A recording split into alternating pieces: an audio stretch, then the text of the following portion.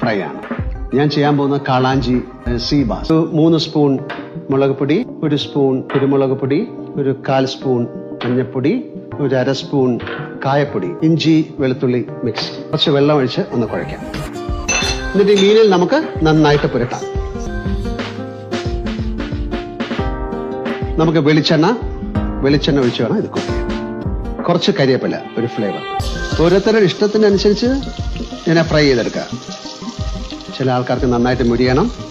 ഞാനൊരു 5 മിനിറ്റ് അല്ലെങ്കിൽ ഓരോ സൈഡ് 2.5-3 മിനിറ്റ് അങ്ങനെയൊക്കെ ചെയ്യും. Fish fry ready. Hello every one. So നമ്മുടെ ലാലേട്ടൻ പറഞ്ഞ റെസിപ്പി ഒരു രക്ഷയിലായിരുന്നു. നല്ല കിഡിലൻ fish with very simple ingredients. So നമുക്ക് ഇഷ്ടപ്പെട്ട സ്ഥിതിക്ക് we thought to pass it on to you guys as well. So do check this recipe out and comment your feedback below. Ta-da!